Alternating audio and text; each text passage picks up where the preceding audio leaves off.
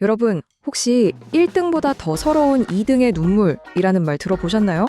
국내 닭고기 시장에서 모두가 부러워하는 2위 자리에 올랐는데 어찌된 일인지 웃기는커녕 오히려 깊은 시름에 빠진 기업이 있습니다. 오늘 우리가 함께 이야기 나눠볼 주인공 바로 마니커입니다. 정말 이상하죠? 시장 2위라는 건 정말 대단한 성과인데 그 화려한 성취 뒤에 믿기 힘든 적자의 그림자가 짙게 깔려 있다는 겁니다. 어떻게 이렇게 빛과 그림자가 극명하게 엇갈리는 이 역설적인 상황이 펼쳐지게 된 걸까요? 네, 바로 이 숫자 때문입니다. 2024년 결산을 보니 마니커는 무려 90억 원이 넘는 영업 손실을 기록했습니다. 이건 그냥 장사가 좀 안 됐네 수준이 아니에요. 지금부터 이 충격적인 숫자에 담긴 진짜 의미를 하나씩 파헤쳐 보겠습니다. 아니 근데 적자 이야기를 하기 전에요. 마니커가 도대체 얼마나 대단한 회사길래 이 치열한 시장에서 2등까지 할 수 있었는지 그들이 가진 강력한 무기들부터 한번 살펴보는 게 순서겠죠? 마니커의 역사는 자그마치 1962년 작은 부화장에서 시작됐습니다. 와, 벌써 60년이 훌쩍 넘었네요. 그야말로 대한민국 닭고기 산업의 살아있는 역사라고 할 수 있죠. 1985년에 정식으로 회사를 세우고 2002년에는 코스피에 상장하면서 이제는 누구나 아는 대표 식품 기업으로 완전히 자리 잡았습니다. 그리고 바로 재작년 2024년에 마침내 국내 시장 점유율 9.2%를 달성하면서 업계 2위라는 정말 중요한 이정표를 세웠습니다. 이건 그냥 2등이 아니에요. 부동의 1위인 하림을 바로 턱 밑까지 추격하는 가장 위협적인 경쟁자로 떠오른 바로 그 순간이었습니다. 마니커의 가장 강력한 경쟁력은 바로 이 수직 계열화입니다. 말이 좀 어렵죠? 제가 아주 맛있는 피자 가게에 비유해서 설명해 드릴게요. 밀가루를 만들 밀을 직접 농사짓고 치즈 만들 소까지 직접 키워서 그걸로 피자를 굽고 배달까지 직접 하는 뭐 하나 남의 손에 안 맡기는 완벽주의자 셰프 같은 시스템이라고 생각하시면 돼요.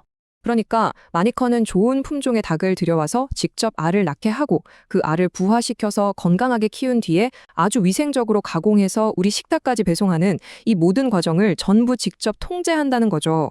이게 바로 마니커표 닭고기의 품질과 안정적인 공급 능력의 비밀이었던 겁니다. 그리고 또 하나의 빛나는 강점이 있습니다. 바로 자회사 마니커 FNG인데요. 닭을 그냥 통째로 파는 것보다 훨씬 이익이 많이 남는 닭가슴살이나 치킨 같은 가공식품을 전문으로 만들어요. 작년 3분기에는 처음으로 매출 1,000억 원을 돌파했고요. 심지어 그렇게 까다롭다는 유럽연합에 우리 삼계탕을 국내 최초로 수출하는 쾌거까지 이뤘습니다. 정말 대단하지 않나요? 자, 여기까지 들어보면 마니커는 정말 탄탄대로를 걷는 아무 걱정 없는 회사처럼 보입니다. 그쵸? 그런데 말이죠. 이 화려한 성공의 커튼을 살짝 걷어보면 아무도 예상하지 못했던 충격적인 재무 상태가 숨어 있었습니다. 이 표를 한번 자세히 보시죠. 매출은 3,300억 원대에서 거의 그대로 멈춰 있는데 진짜 주목해야 할 건 바로 영업이익입니다. 무려 90억 원이 넘는 적자로 그냥 곤두박질 쳤습니다. 순손실은 100억 원을 훌쩍 넘겼고요. 이걸 그래프로 보면 그 추락세가 더욱 극명하게 보입니다. 정말 아찔할 정도죠. 건실한 기업이 거대한 적자의 늪으로 빠져버린 겁니다. 마니커에게 무슨 일이 있었던 걸까요? 이 상황을 가장 쉽게 설명하자면 이런 거예요. 동네에서 막 손님들이 줄을 서서 기다리는 커피 맛집이 있어요. 그런데 알고 보니 1,000원짜리 커피 한 잔을 만들 때마다 원두값, 우유값, 인건비 다 합쳐서 1,050원이 드는 겁니다. 손님들이 몰려올수록 커피를 많이 팔수록 오히려 손에만 눈덩이처럼 불어나는 수익 없는 성장에 덫에 완벽하게 빠져버린 거죠.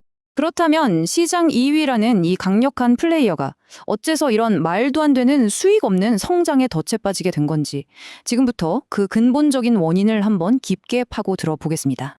다시 한번 이 역설적인 상황을 우리가 제대로 봐야 합니다. 시장에서의 영향력은 분명히 커졌는데 정작 회사 금고는 텅텅 비어가고 있다는 것. 이 엄청난 괴리감, 이게 바로 마니커가 풀어야 할 가장 시급하고도 어려운 숙제입니다. 마니커는 지금 3가지 압박에 동시에 짓눌리고 있습니다. 첫째, 대형마트나 치킨 프랜차이즈 같은 갑의 위치에 있는 고객사들이 끊임없이 납품가를 깎아달라고 압박합니다. 둘째, 닭이 먹는 사료나 포장재 같은 원자재값, 또 물류비는 하늘 높은 줄 모르고 치솟고 있고요. 그리고 마지막으로 애초에 주력 사업인 신선 닭고기 판매 자체가 이익이 정말 적게 남는 아주 박한 사업이라는 겁니다. 위아래로 꽉 조여오는 샌드위치 신세가 된 거죠. 여기서 가장 뼈아픈 지점은 이거예요. 마니커가 수십 년간 공들여 쌓아올린 그 완벽한 수직 계열화 시스템? 그들의 가장 큰 자부심조차도 이런 외부 시장의 압박 앞에서는 힘을 쓰지 못했다는 겁니다. 아무리 우리 내부에서 생산 과정을 효율적으로 만들어도 밖에서 죗값을 쳐주지 않고 비용은 계속 오르니 정말 속수무책이었던 거죠. 이제 마니커는 정말 중대한 기로에 섰습니다. 과연 이 엄청난 위기를 극복하고 다시 한번 힘차게 날아오를 수 있을까요? 마니커의 미래를 좌우할 강점과 약점을 종합적으로 정리해서 한번 보겠습니다. 이 표가 지금 마니커가 처한 상황을 한눈에 보여주고 있습니다. 왼쪽을 보면 시장 2위라는 강력한 지위와 쑥쑥 크고 있는 자회사, 그리고 건강 간편식 트렌드라는 기회가 분명히 있어요. 하지만 오른쪽에는 심각한 손실과 저마진 구조, 그리고 외부의 거센 압박이라는 거대한 위협이 떡하니 버티고 있죠. 희망과 위기가 정말 팽팽하게 맞서는 전쟁터 한가운데 서 있는 셈입니다. 결국 모든 질문은 딱 하나로 모아집니다. 과연 마니커는 올해 이 지독한 수익 없는 성장의 덫에서 탈출할 수 있을까요? 팔면 팔수록 손해보는 이 기이한 구조를 깨트리는 것. 이것이야말로 이 닭고기 거인에게 주어진 최대의 그리고 가장 절실한 숙제일 겁니다. 60년 역사의 닭고기 명가에서 시장 2위의 강자로, 그리고 이제는 수익 없는 성장이라는 거대한 숙제 앞에선 마니커. 이 거인의 이야기는 우리에게 기업의 성장과 수익성 사이의 그 교묘한 균형에 대해 참 많은 것을 생각하게 하네요. 이 흥미로운 사례에 대한 여러분의 생각은 어떠신가요? 댓글로 자유롭게 의견을 나눠주세요. 투자는 항상 신중하게 접근해야 하고 그 결정과 책임은 여러분 각자에게 있습니다. 오늘 이야기가 도움이 되셨다면 구독과 좋아요도 잊지 말고 부탁드립니다. 다음 시간에 더 흥미로운 기업 이야기로 다시 찾아뵙겠습니다. 감사합니다.